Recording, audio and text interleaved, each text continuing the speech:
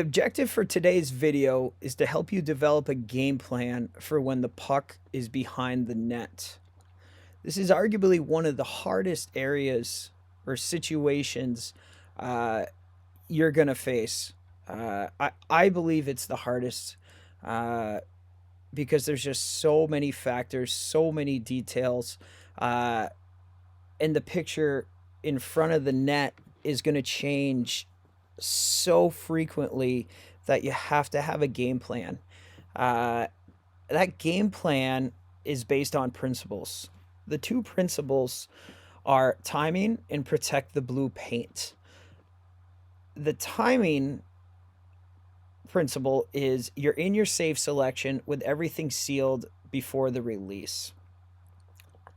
So you'll see examples of this, but if a pass is being made from behind the net to the front of the net and you're going down into your reverse as the pass is made, you're going to be too late because you're going to be going down and have to push out and you're just never going to get there in time.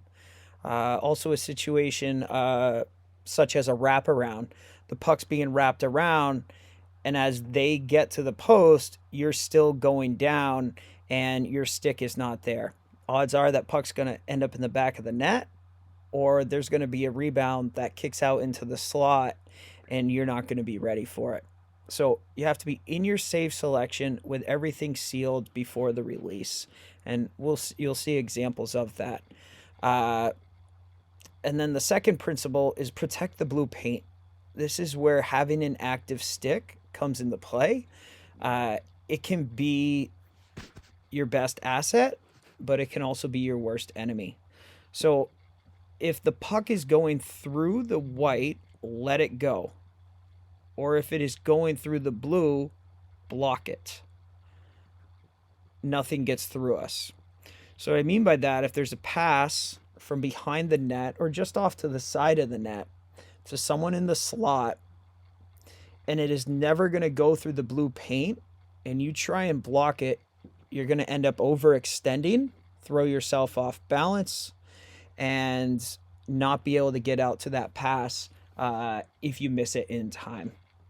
Whereas if it's going through the blue, you can get a stick on it and just extend your arm without extending your whole body and throwing off balance. So just extending your arm and block it. But also, nothing gets through us. So if we're going to miss a puck, we'd rather have it miss it in front of our stick versus go between our stick and our pads.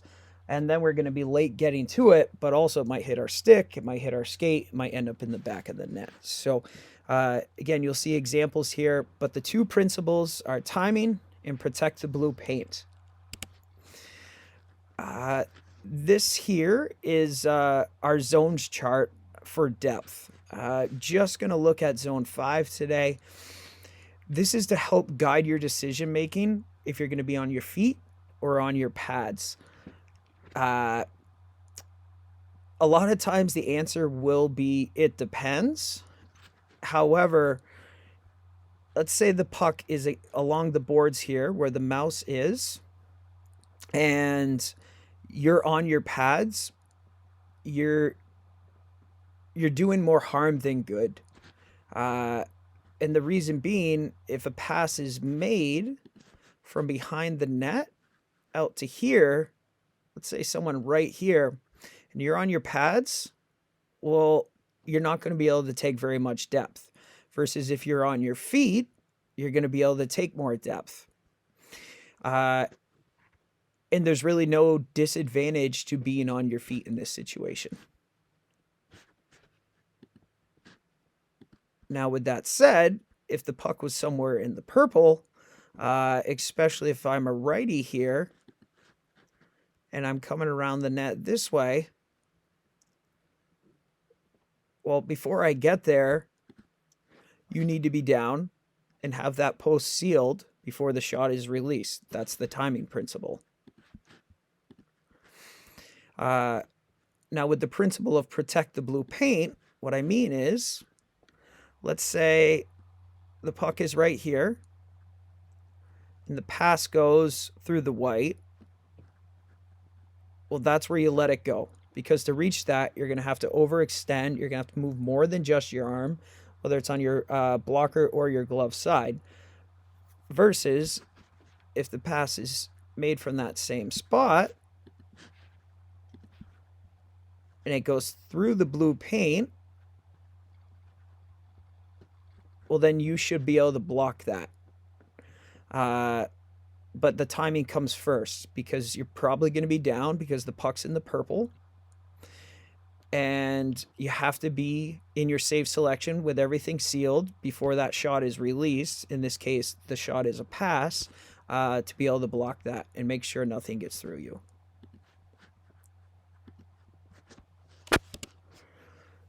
So all these game situations are going to be from the Division III Women's National Championship between Gustavus and Middlebury on Saturday nights.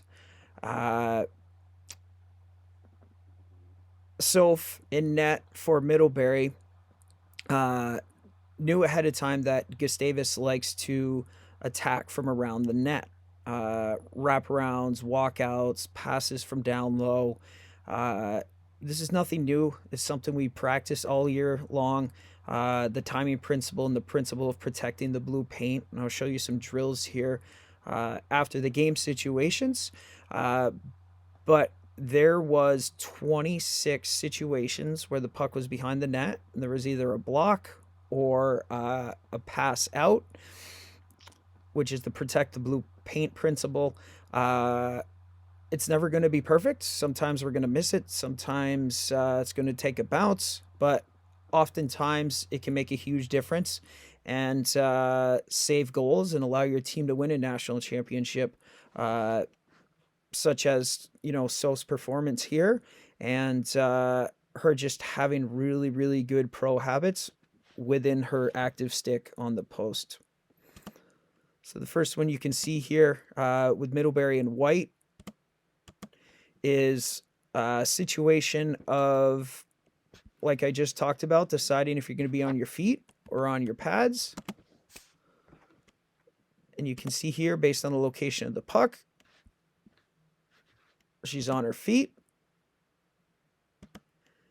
As that puck comes up, she goes down and then back to her feet. Another one here anticipates a wraparound. Player ends up walking up. She gets back to her feet. Anticipates possibly a pass out here. Goes down. Goes post to post. Recognizes no threat. Immediately gets back to her feet. Take as much depth as possible. And again, if I had that purple kind of trapezoid here, what we talk about helping with the decision making, you would start about there. So this player with the puck is essentially in that purple. So that's why she's down. As you can see, 27 seconds into the game. Goes paddle down. Able to get a block there. Now, on the last one, looked like the player was possibly trying to shoot that, or she was trying to shoot that. Whereas here, it's more of a pass situation. But notice how she doesn't just go down. She steps, takes a look. If I had one thing to critique here, it would be this stick. I want this stick tighter here, so we have more balance and we can get across a little bit quicker. It recognizes that pass. This is the timing in her save selection, which is the reverse here. With everything sealed, nothing's going to get through us before the shot is released or the pass is released.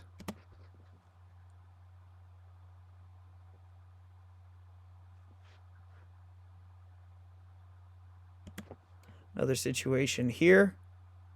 Passing situation.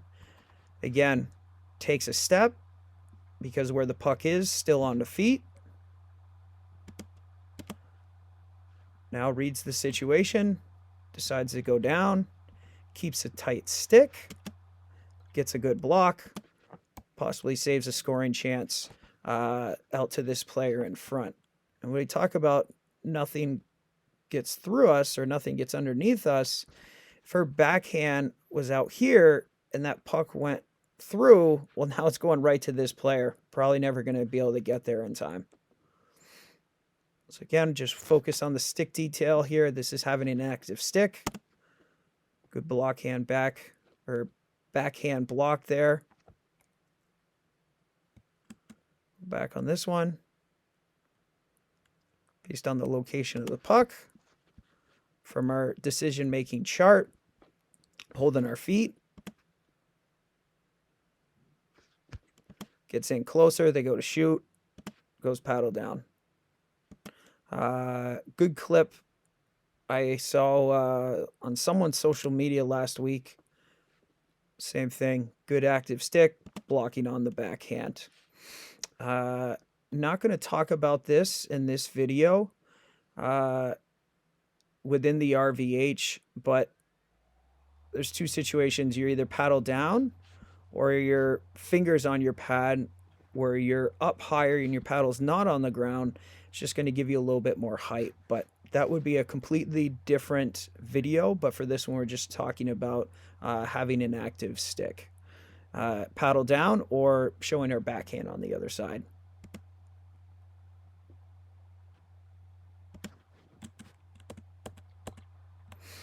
Now we're going to get into practice drills with different goalies. This one here, we have 4 pucks behind the net, just working on the windows. The pucks are all the way against the boards, so based on our decision-making chart, we're on our feet here.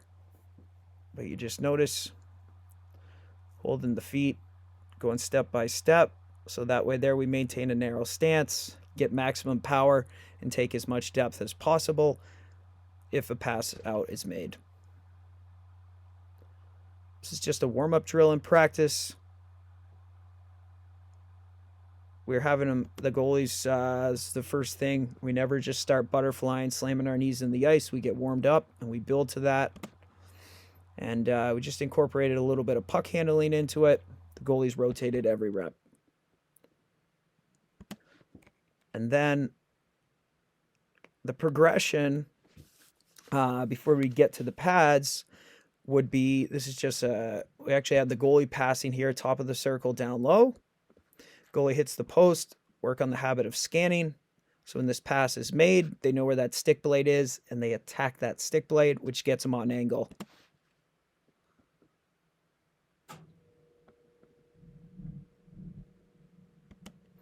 And this drill here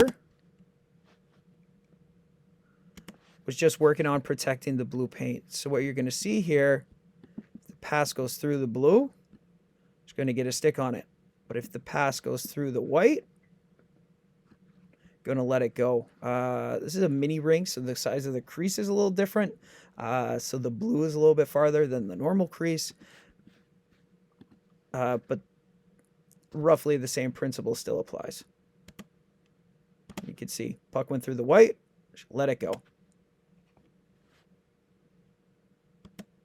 And here, again, not going to get too deep in this today, but you can see this drill in practice, especially reading handedness of the player is very important. You don't see too many wraparound attempts on the backhand. She recognizes that. That's why it stays fingers on pad, which covers more of the net. Also allows you to have more active hands and be able to push out, take more depth, attack stick blades.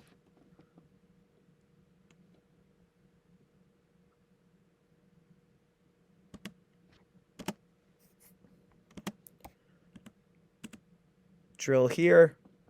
Just had a player passing down, pass behind, and then she could pass across the crease or pass right up. If we can block it, we apply protect the blue paint and timing, and we use our decision-making chart to stay on our feet or go down on our pads. You can see here, this puck is in the white, holds her feet, allows her to take depth and get on angle. Here, there was no shot. This was a warm-up. But again, just work on protecting the blue paint staying on her feet. Same thing here. This is another block by Naomi, or same drill, where I passed it before. She let it go because it was in the white. Now it's going through the blue. She's getting a stick on it.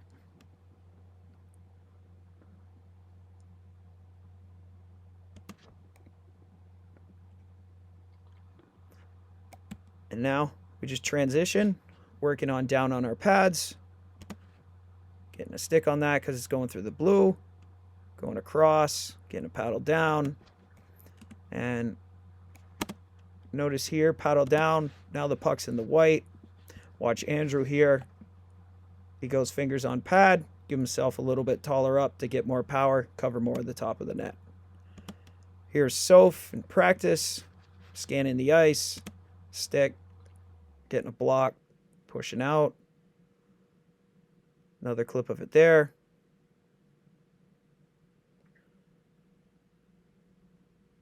Just working on protecting the blue paint here.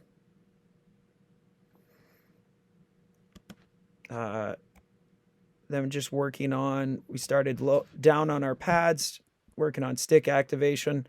On the short side, just recovering to the post, having an active stick while we're pushing to our post.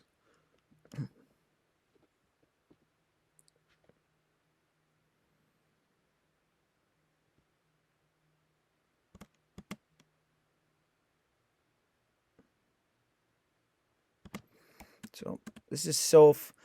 So all those clips from the national championship game you saw, it wasn't just a fluke. It's things we have built into drills all year. This was a 3-puck drill. Just started on one post, worked on the windows, went down. The first one was a block. The second one was a shot in the RVH. Just work on having a good seal, short side. Third one was a pass out to work on lead leg recovery out of our reverse to attack stick blades. Notice the block there. The RVH, pass out, lead leg recovery, makes the save. This one here, just a shot short side, push to the post, active stick, protect the blue paint. Third one, just to simulate a rebound situation if we missed that block or the block still went to the slot. Go back to Sid here, short side, but now paddle down, protecting the blue paint. Last one with Soph, block, reverse shot, lead leg recovery, create maximum depth. So as you can see here, Soph's paddle down from the game. Those just didn't happen by accident. She put the work in all year. She applied the principles of timing, protecting the blue paint, and the decision making of when to be on her feet, when to be on her pads. Ended up making a huge difference in helping her team win the national championship game for Middlebury 3-2 in overtime. When you can make the details of having an active stick on your post into pro habits, apply the principles, and decide if you could be on your feet or on your pads. When you make all of those pro habits, you'll take your game to the hashtag next level and be a difference maker for your team. And now the award for the 2022 Most Outstanding Player, as voted by members of the committee. From Middlebury, number 29,